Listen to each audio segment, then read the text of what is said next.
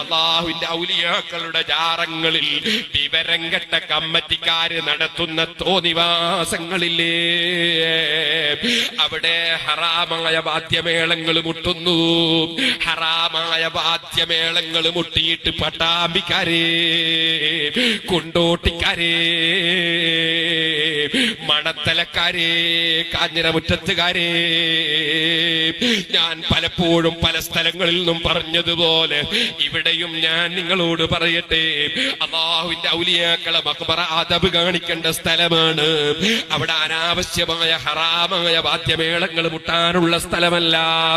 അവിടെ അതാ 75-ാമത്തെ ആണ്ടിന് 75 ആനയെ കൊണ്ടുവന്ന് ഉള്ള പണം ചെലവഴിച്ചിട്ട് അവിടെ മുഴുവനും ആനപ്പിണ്ടി ഉണ്ടാക്കുന്നതിന് പകരം ആ സംഖ്യ ഒന്ന് പാവപ്പെട്ട പെൺകുട്ടികളെ വിവാഹത്തിന് കൊടുത്തുകൂടെ?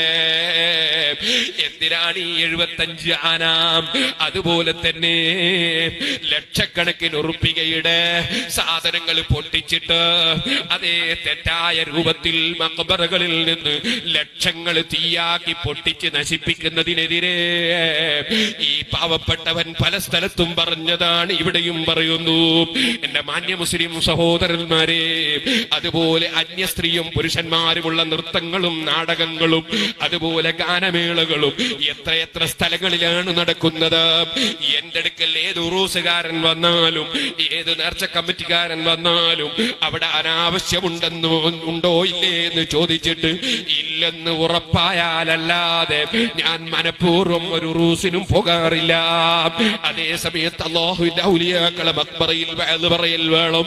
സഹീഹുൽ ബുഖാരിയിൽ തന്നെ ബാബു മൗഇദത്തിൽ മുഹദ്ദിസി ഇൻദൽ ഖബ്രി വഖുഊദി അസ്ഹാബിഹി ഹൗലഹു, മഹാന്മാരുടെ മുഅ്മിനീങ്ങളെ മഖ്ബറയിൽ വഅദ് പറയുന്നതിന്റെ അധ്യായം ബുഖാരിയിലുണ്ട്. ഞങ്ങൾ അതുകൊണ്ട് തന്നെ ഉള്ളാളത്തെ ഉറൂസിലും അതുപോലെ അവേലത്ത് തങ്ങളെ ഉറൂസിനുമൊക്കെ വഅദ് പറയാറുണ്ട്. പരിശുദ്ധ ഖുർആൻ മഖ്ബറകളിൽ ഓതുന്നത് സുന്നത്താണെന്ന് ഇമാം ശാഫിഈ പറഞ്ഞിട്ടുണ്ട്. അതിന് തെളിവുണ്ട്. അതുകൊണ്ട് മഖ്ബറയിൽ ഖുർആൻ ഓതുന്ന ഉറൂസിനും ആണ്ട് നേർച്ചക്കും നമ്മൾ അനുകൂലമാണ്. അതുപോലെ മഖ്ബറയിൽ കിടക്കുന്നവരുടെ പേരിൽ അന്നദാനം ചെയ്യുന്നത് അത് ഇസ്ലാമിൽ വളരെ പുണ്യമുള്ള സുന്നത്താണ്. അന്നദാനം അതിന് നമ്മൾ അനുകൂലമാണ്. സലാത്തിനും ദിക്റിനും അനുകൂലമാണ്.